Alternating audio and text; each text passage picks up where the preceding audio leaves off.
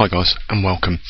If you're gripped by the period of time in which we're in during this magnetic reversal and appreciate it for what it is, one of the rarest, most unusual anomalies in humanity, yet has failed to capture, mainstream media's attention on a more regular basis than what it has, then I think this video alone you're going to find very rewarding. What's happened is, and the reason why this is an alert update is because we've stumbled on some information today which is very rare, and the reason why I say it's very rare is because usually you only get this information when somebody visits the actual North Pole, and it's came from an unlikely source. You wouldn't believe it, guys. But we'll get to that later in the video. So what we're looking at is that green dot on the map. The map is provided by the National Centres for the Environmental Information, and of course, if you know who NOAA are, you'll know that the National Oceanic and Atmospheric Administration Organisation. So they're providing the map and all the relevant information on the map. So if you look at the scale at the bottom, you can see the time period, which is going to become relevant in a minute, and you can also see the longitude and latitude position to where that is. If I try and get it into the centre there, you can see at that left hand screen on the position that it's 86 degrees north by 159 degrees west. That is important, guys, because that is where NOAA are stating that in 2015, if you look at the date at the bottom of that chart, where the North Pole is right now. Now, I can pull up the historical tracks which just rebut what I've been talking about in previous videos. Let's do that right now. Let's get up the historical previous tracking of the magnetic North Pole. As you can see, for quite some period of time now, since the 1900s, it's been tracking almost on a perfect vector easterly towards Siberia. But what you'll notice is that if we're at 2015, why have NOAA included the next few dots? And not only that, why did NOAA include the dots but also show the magnetic North Pole slowing down, when we know that is not the nature of the magnetic North Pole at the moment? It has been increasing in speed exponentially, and so those dots should be getting further and further away. Now, I've got the GPS coordinates of each pin that you see there, and I've plotted them into Google Earth, and I've showed you many times. But what I want to show you something in this video is something very bizarre and unexpected, and came about unexpectedly, really, today, this morning, and I could not believe my luck, because not only has somebody actually gone onto the North Pole, but they went almost to the exact, well, as good as you could get, because anyone that tries to track the North Pole and position it perfectly 90 degrees should know it's not an easy job. So even plotting these coordinates onto Google Earth is very finicky, because as soon as you go over 90 degrees, then the heading changes. In other words, if you're looking at the compass, it goes up straight away upside down, and so it doesn't matter whether you go diagonal one way or the other, or left, right, up and down. It's very difficult when you're trying to get a highly accurate position for the North Pole. So, what's my beef then? What's so important about this video? Well, it turns out from the position that these people have tracked it to, it's off course from the line that you're seeing. And first of all, what I want to show you, right, is that NOAA have been forecasting only where the magnetic North Pole is, and not actually taking measurements, and that's going to become apparent very later on in this video. Now, you would think an organisation funded by taxpayers, so you know how they treat taxpayers' money with very little consideration and care, you would think that they would actually not provide a forecast, but actually, if somebody else can go out to the North Pole in the manner in which the results have come to me, then why couldn't they have done that? Why haven't they updated the historical magnetic poles, as I'm about to later on in this video.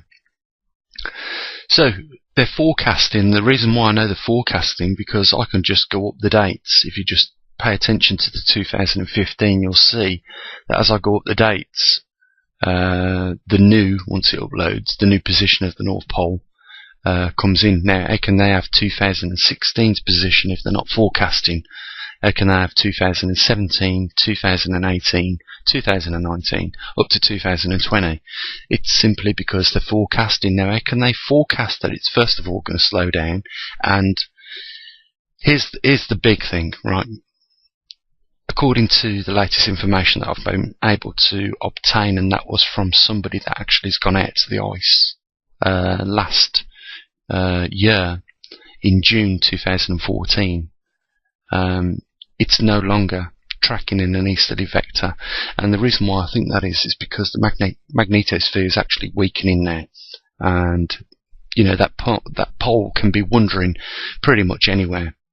And it'll be interesting now, because this does really throw a spanner into the works, because we was hoping that just one magnetometer would be enough to keep a track on this, because we sort of like knew in which direction it was tracking easterly. So one magnetometer on a heading would have told us that. But no, we did anticipate setting up another magnetometer in Virginia, which was around 4,500 miles away. I'm 4,500 miles away from the actual magnetic pole, so we'd get like two lines intercrossing, and where they intercross would give us a good position of where the magnetic pole was.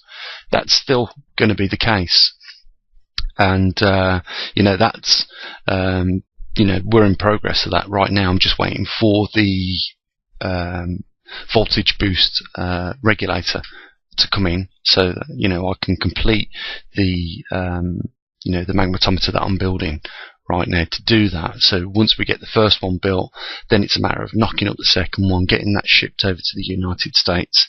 And we're going to need it now, because I'm going to show you in the next part of this video that the pole is tracking south, and not by a small amount either, guys. I think you're going to be shocked, and I think the reason why that is, as I say, is because the magnetosphere is weakening now to a point where things are starting to become unpredictable. Now, it's important that I mention this, that those white boxes now that I've just included, right, are observed pole locations, which means people have actually gone out there and observed from that position. Now, I believe that I know that one person that used to do it was Larry Newt from the Canadian Geological Survey, and he was no longer able to do that because the migrating pole was going that far that his twin-engine Otter aircraft that he used to land on the ice with, as it's run out of range. Basically, it can no longer fly there and back, even with I suppose extra cans of fuel to get him out there. So it became unviable for people to get out there on the ice. But as you can see, those little yellow square boxes that I've put up there are the last known locations of where people actually have. We're going to put another one on there, and we're going to put one on from 2014, in the middle of the year, from June 2014. Now, in the where I don't know the technical term. I do know the technical term, but I can't think of it at the moment. But we're going to have a look at the captain's GPS as he gets closer to the North Pole. I'm going to show you the readings for that from the bridge. That's the word I was looking for. So we're going to see not just the 90 degrees north of the new position, we're also going to see that it's date time stamped, and that's massively important to getting and obtaining accurate information.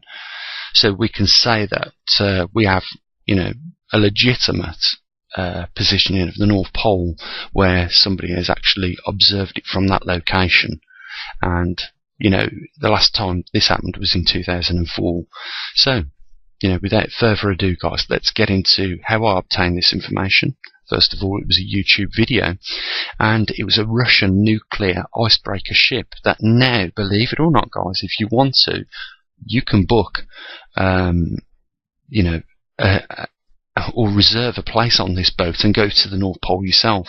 So, having found now this icebreaker ship that goes out to the North Pole regularly with passengers on board that want to go to the top of the Earth, or 90 degrees, you know, we're just going to tag onto the channel and you know, follow it year after year, and we're going to get not just forecasted positioning, but we're going to get at least, you know, at the least, ground observations of where the magnetic North Pole is. Now I'm going to show you, first of all, in the next video, the ship that goes out there, and then secondly, I'm going to show you where I've plotted these positions on Google Earth so that we can see the variation in which it's deviated from that present course that it's been following, at least up till 2007, or maybe shortly after that. Let's get on with that so that we can do this thing, guys.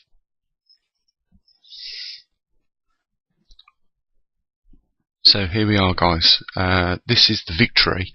It's a unique Russian vessel.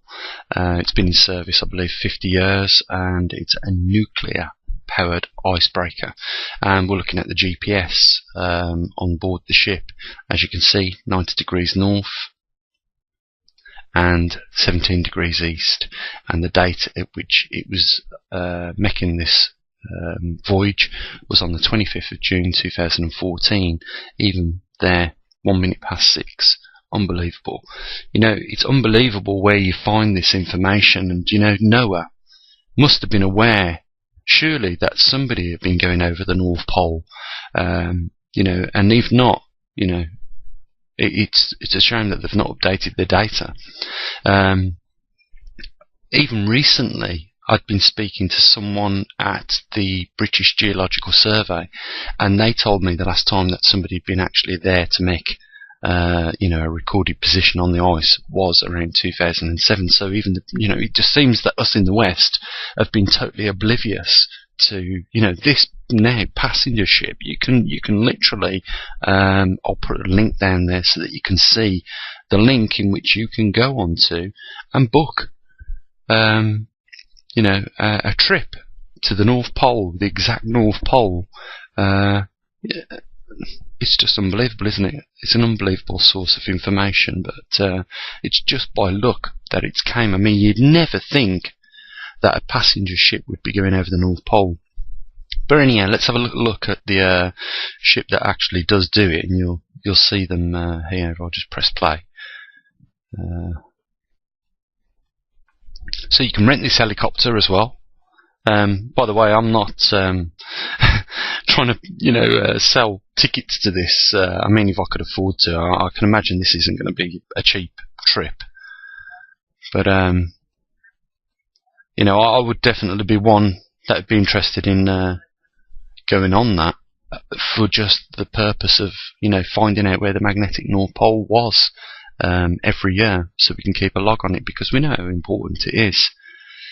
So this ship goes out there. It's been out there a few times now that I've managed to watch where it's gone out to the North Pole. The captain tries to get it on the spot of where the magnetic North Pole is, or 90 degrees, as you've seen on his GPS. And I don't know how long they've been doing that. I suppose this vessel had a commercial purpose at some point. You know, breaking the ice for other ships to come follow through, but you know, it's just great that we've been able to obtain the information, because now we've got, you know, a location for the magnetic North Pole, and it's not forecasted for at least 2014. So let's put this into perspective then for you guys that are interested in where the magnetic North Pole is, because if you've been following the videos, you know how important this is. Right, where that P is, right, is the coordinates that the Victor found the North Pole to be at. And as you can see, I've put the date in, the 25th of 6th, 2014.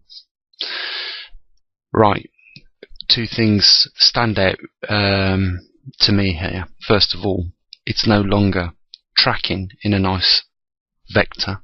easterly towards Siberia anymore. It's somehow deviated more further south, and it's done that by, if I can just bring in the measuring tool, I'll show you exactly what we're getting here.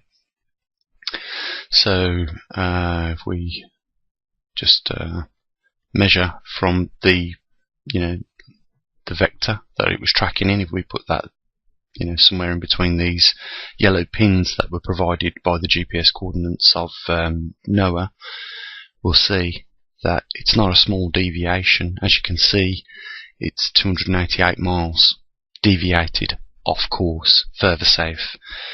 And the second thing is, if we clear that and measure it from the last time someone actually went to the ice, let's just clear it, okay, which was 2007, to the new position, we can see that it's done around 417 miles in 7 years.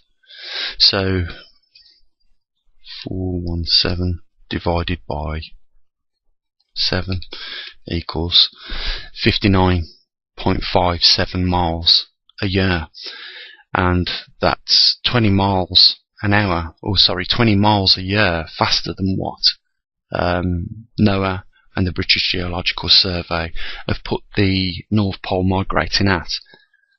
And that's a lot, guys. So it gives us an idea as to how to forecast from that point on further. So we could add from that position now in 2015, if things haven't deteriorated anymore with the position of the North Pole, at least another 60 miles onto that. And you can see that from that position it leaves us around 500 miles or less, actually. Let's see if I can get a better one than that. Around 429 miles to that all-important 40 degrees, and we know what happens at 40 degrees. As I said earlier on in the video, I don't think it even needs to track in a single vector now easterly. I just think it's important that we do keep track of where it is as best we can. Now, as soon as the magnetometer station's up and running in the UK, we'll have a vector as to where the North Pole is with regards to 90 degrees, and as soon as we get the one up in Virginia up and running, we can have some way of crisscrossing those two headings, and it will almost give us a perfect triangulation of where the magnetic North Pole is, to within a small degree of accuracy. It's going to be very accurate. I have said that the magnetometers that we're using, even though they are good magnetometers, they can have an uncertainty to 1 degree, and we're using 3 in each station. So there'll be 3 in the UK, 3 in Virginia, and we're also going to be tracking the one in New Zealand as well. The South Pole, that'll be. So guys, that's where we are. This is important stuff. When you consider what is taking place now, you guys know that I predicted that this magnetic pole wasn't there in the region of the Arctic region for no reason.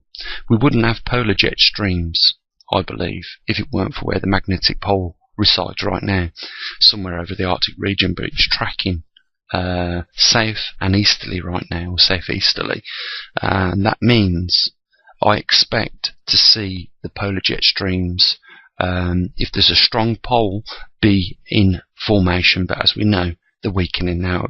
I've got something to show you here, guys, and I think you're going to be quite alarmed at what I've got to show you. So I'll just draw up the other map, so at least you know where it is, guys. If you check the GPS coordinates down here at the bottom of the screen before I leave this place, you'll see that it's, like I said, 89.5 is actually where the pin is, and you can just see how much things move on the westerly and easterly coordinates. But trust me, I got it down as best as I could in that vicinity to 17 degrees east and 89.5 degrees north, which is virtually there. If you don't trust me, go onto Google Earth and see how hard it is to put the pin on 90 degrees and 17 degrees east, and you'll see for yourselves it's in that vicinity of where I've marked the P. So let's go and have a look at the other map then, the other chart, because I've got something important to show you as well with that, and that's with regards to the weakening of the magnetosphere and the effects it's having on the polar jet streams right now. So here we are on the global weather modelling system, and most of it is real time. What I want to show you is jet streams and what's happening. So what you're looking at is your subtropical and polar jet streams, and as you can see, guys, they're indistinguishable. You can't tell them apart from each other, and you know, that to me is highly shocking. We've got hot and cool air mixing sporadically across the globe right now, and I think it's to do with the weakening magnetosphere. I was on a website the other day where scientists were, you know, not screaming about it, but they're saying that in the last 6 months, you know, the magnetosphere had noticeably dropped again. It's very difficult to get information from these organisations. I mean, we wouldn't have had it not been for that, you know, Russian passenger boat now, which is a nuclear icebreaker going over the North Pole.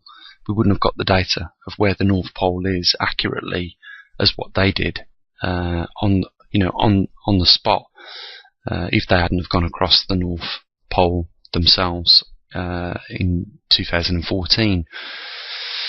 If we look at the SS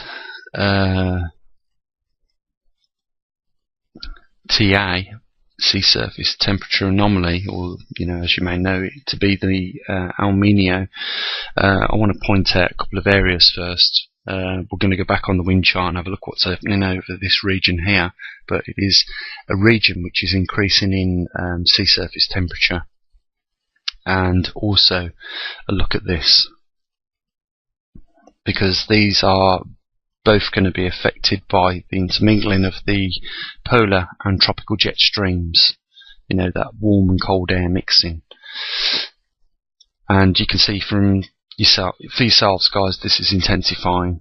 If this information is being put out there correctly from NOAA, then you can see yourselves it's intensifying, and we are looking, as other scientists have already stated, to a severe El Nino.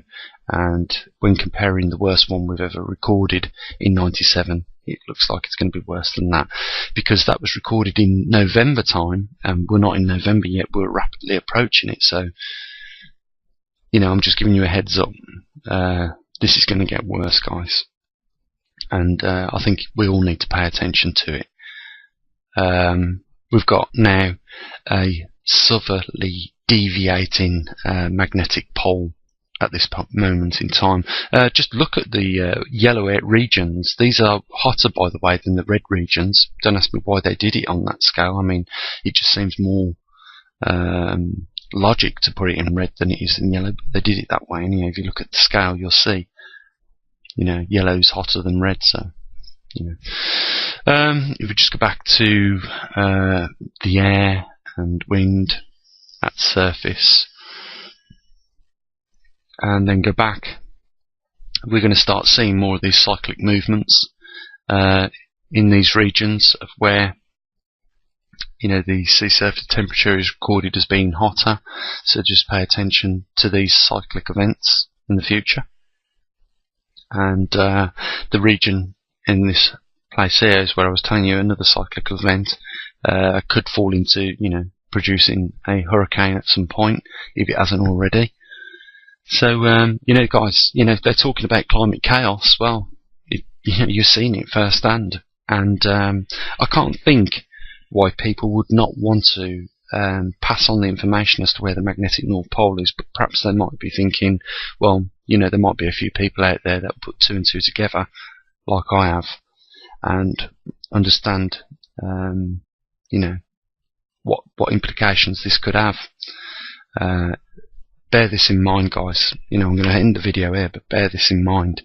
This hasn't happened for 780,000 years. So, just bear that in mind. No human historical records of the last time we went through a full magnetic reversal. And you've seen the videos in which I've done on Mars. And what you've got to bear in mind is, on average, this used to go through a reversal every 250,000 years. And it's been 780,000 years since the last one. So something happened there. I'll just put it out there. I'll just what I think. Why not? Is this the end? Is this the last magnetic reversal this Earth goes through? And even if it's not, and scientists cannot deny this, it's showing signs that during this magnetic reversal, when the magnetosphere does collapse, that it will definitely take longer for it to come back up if the magnetic poles do reconfigure at some other point on this planet. Now, when they do, you can expect the Arctic regions to be over those new positions.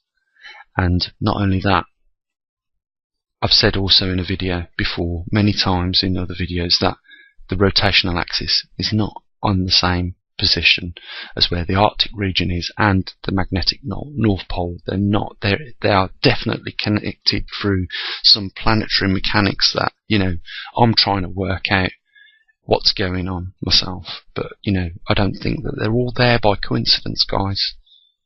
We could be in for some real unprecedented events during this time. And as a scientist, I've been slated for saying this, but for me, this is an exciting time. There's lots of stuff to study, but at the same time, I can understand the anxiousness of some people watching these videos, thinking, this is really for one happening, and it's really serious.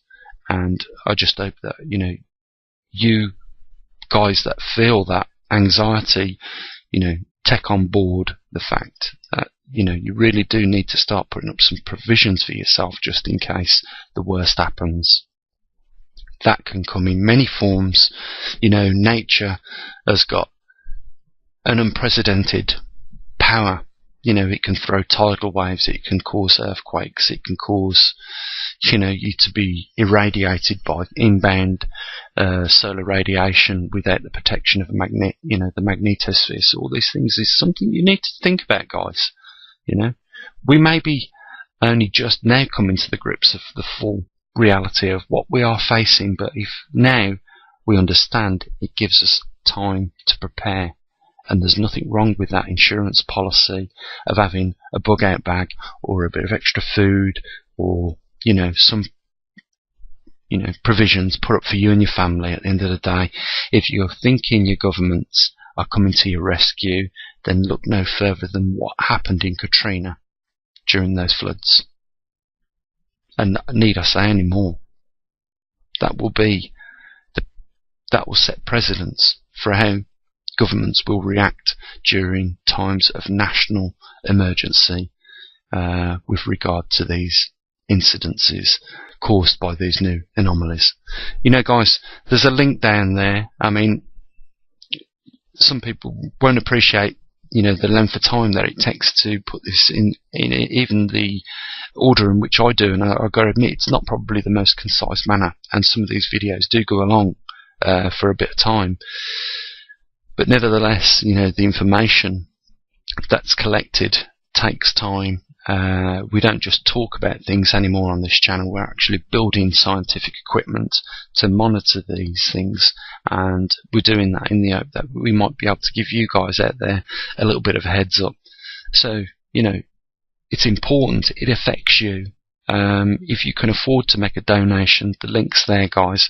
And, I'm just sorry that I have to keep mentioning it. It's a real shame that there's only a few that support this channel financially the way they do, and most of these people make more than one contribution.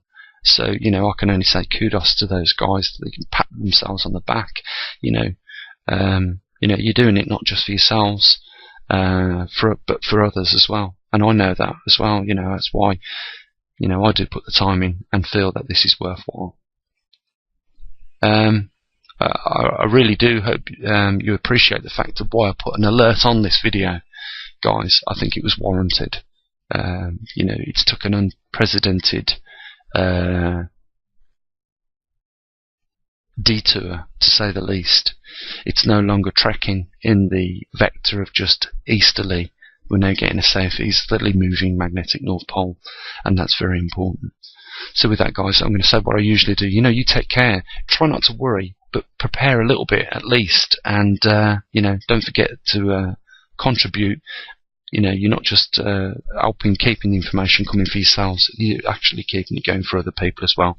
Genuine people that can't afford to chip in on a regular basis. So with that, guys, all the best, and what I usually do, bye for now.